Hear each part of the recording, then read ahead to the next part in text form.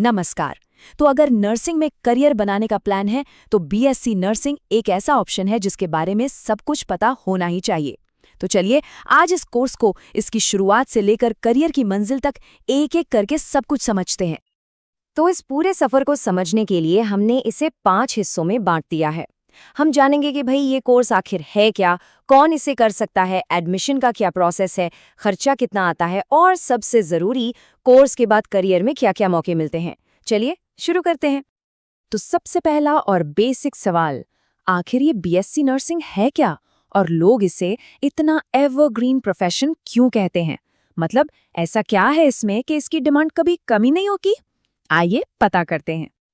देखिए, एक बात तो बिल्कुल साफ है, हेल्थ केयर सेक्टर एक ऐसा सेक्टर है जो कभी नहीं रुकता, बल्कि अब तो लोग अपनी हेल्थ को लेकर पहले से कई ज्यादा जागरूक हो गए हैं और इसका सीधा मतलब है कि क्वालिफाइड नर्सों की जरूरत लगातार बढ़ रही है और आगे भी बढ़ेगी। बस यही वजह है जो इस करियर को इतना सेफ और भरोसेमंद बनाती है। तो बीएससी नर्सिंग एक 4 साल का under graduate professional degree course है। हाँ, ये बात गांठ बांध लीजिए, ये कोई डिप्लोमा नहीं है, ये एक proper full fleshed professional degree है जो मेडिकल फील्ड में एक बहुत ही मजबूत बुनियाद रखती है। अच्छा, अब ये समझना बहुत ज़रूरी है कि ये कोर्स दूसरे नर्सिंग कोर्सेज से अलग कैसे है। देखिए, 12वीं के बाद नर्सिंग में ये अकेला डिग्री कोर्स है। एएनएम और जीएनएम जैसे जो दूसरे पॉपुलर कोर्स हैं, वो असल में डिप्लोमा कोर्सेज हैं। और डिग्री होने का सबसे बड़ा फ़ायदा ये है कि इसके बाद सरकारी नौकरी के चांसेस और करियर में ग्रोथ का स्कोप दोनों ही डिप्लोमा के मुकाबले कहीं ज़्यादा होते हैं। ठीक है, कोर्स के बारे में तो समझ लिया। तो अब सवाल ये उठता है कि भाई कौन कौन ये कोर्स कर सकता है। चलिए इसकी एलिजिबिलिटी पर नजर डालते हैं। यहाँ रास्ता बिल्कुल सीधा और साफ है। 10वीं के बाद साइंस स्ट्रीम लेनी होगी और 12वीं में फिजिक्स, केमिस्ट्री और बायोलॉजी यानी पीसीबी होना कंपलसरी है। यहाँ एक बात बिल्कुल साफ कर दूं, अगर 12वीं में मैथ्स थी, बायोलॉजी नहीं, तो फिर इस कोर्स में एडमिशन नहीं मिल सकता। बायोलॉजी होना ही चाहिए। इसके अलावा कुछ और छोटी-मोटी शर्तें हैं, जैसे कि एडमिशन वाले साल में उम्र कम से कम 17 साल तो होनी ही चाहिए। और सबसे अच्छी बात यह है कि लड़के और लड़कियां दोनों ही इस कोर्स के लिए अप्लाई कर सकते हैं। और आप चाहे अभी 12वीं का एग्जाम दे रहे हों या पहले ही पास कर चुके हों, इससे कोई फर्क नहीं पड़ता। ओके, तो एलिजिबिलिटी समझ ली। अब आते हैं सबसे बड़े सवाल पर, एडमिशन होगा कैसे, क्या है इसका प्रोसेस? एक सवाल जो लगभग हर किसी के मन में आता है वो ये है कि क्या 12वीं के मार्क्स के बेस पर, मतलब मेरिट के आधार पर डायरेक्ट एडमिशन मिल सकता है? तो इसका जवाब एकदम सीधा और साफ है, नहीं, बिल्कुल नहीं। डायरेक्ट एडमिशन का तो कोई चांस ही नहीं है। एंट्रेंस एग्जाम देना ही पड़ेगा। अच्छा, एंट्रेंस एग्जाम देना पड़ेगा, ये तो तय है, पर कौन सा? और यहीं पर मामला थोड़ा सा पेचीदा हो जाता है, क्योंकि अलग-अलग सोर्सेस से अलग-अलग जानकारी मिलती है।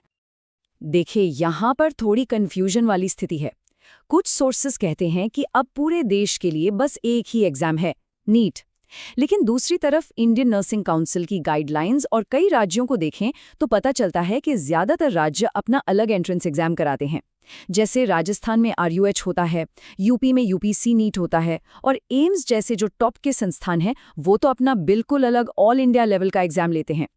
तो बॉटम लाइन क्या है? बॉटम लाइन ये है कि जिस भी राज्य या कॉलेज को टारगेट कर रहे हैं उसकी ऑफिशियल वेबसाइट पर जाकर चेक करना बहुत जरूरी है। चलिए अब बात करते हैं एक बहुत ही प्रैक्टिकल सवाल की, जो शायद सबके मन में होगा कि भाई जेब पर कितना भारी पड़ेगा ये कोर्स, मतलब खर्चा कितना आएगा? यहाँ पर मोटे तौर पर 2 रास्ते हैं, एक है सरकारी कॉलेज का और दूसरा है प्राइवेट कॉलेज का।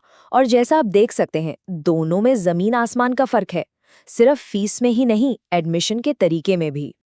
सोचिए, अगर एंट्रेंस में अच्छी रैंक आ गई तो सरकारी कॉलेज से ये कोर्स करना मतलब लगभग फ्री जैसा ही है। फीस देखिए, सिर्फ 5 से 10 हजार रुपए सालाना, और तो और ऊपर से स्कॉलरशिप भी मिल सकती है। और वहीं दूसरी तरफ है प्राइवेट कॉलेज, जहां पूरे 4 साल का खर्चा 2.5 लाख से 5 लाख या कई बार तो उससे भी ज्यादा पहुंच जाता है। तो ये एक बड़ा फाइनेंशियल डिसीजन है जिसे बहुत सोच समझकर लेना होगा। तो अब बात करते हैं इनाम की। 4 साल की इतनी पढ़ाई और मेहनत के बाद हाथ में क्या आता है?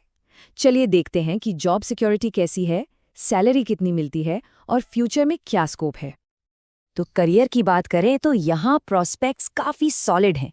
सबसे बड़ी बात तो ये है कि बीएससी नर्सिंग करने के बाद कोई बेरोजगार नहीं बैठता। जॉब लगभग पक्की है। ज़्यादातर लोग अस्पतालों में नर्सिंग ऑफिसर बनते हैं और हाँ, सरकारी नौकरी मिलने के चांसेस भी बहुत ज़्यादा रहते हैं। अब आते हैं सैलरी पर, और यहाँ भी मामला थोड़ा इंटरेस्टिंग है, बिल्कुल एंट्रेंस एग्जाम की तरह। एक तरफ कुछ लोग कहते हैं कि शुरुआत में सैलरी 15 से 18,000 के आसपास होती है, तो दूसरी तरफ ये भी सुनने में आता है कि सैलरी सीधा 1 लाख रुपए महीना भी हो सकती है। तो सवाल उठता है कि भाई इतना बड़ा फर्क कैसे, एक जगह 18,000 और एक जगह 1 लाख। तो इसका जवाब है सरकारी नौकरी और उसके साथ मिलने वाले भत्ते यानी अलाउंसेस। और ये भत्ते ही सारा खेल बदल देते हैं। सोचिए जरा, बेसिक सैलरी के ऊपर ट्रैवल अलाउंस, महंगाई भत्ता, घर का किराया, नॉन प्रैक्टिसिंग अलाउंस और तो और मोबाइल रिचार्ज और ड्रेस का भी पैसा, ये सब चीजें मिलकर सैलरी को कहां से कहां पहुंचा देती हैं। तो कुल मिलाकर कहानी ये है कि बीएससी नर्सिंग एक ऐसी प्रोफेशनल डिग्री है जिसकी डिमांड बहुत ज़्यादा है, एडमिशन का रास्ता भी साफ है और कमाई की अच्छी खासी गुंजाइश है। खासकर अगर सरकारी नौकरी लग गई तो क्या ही कहने।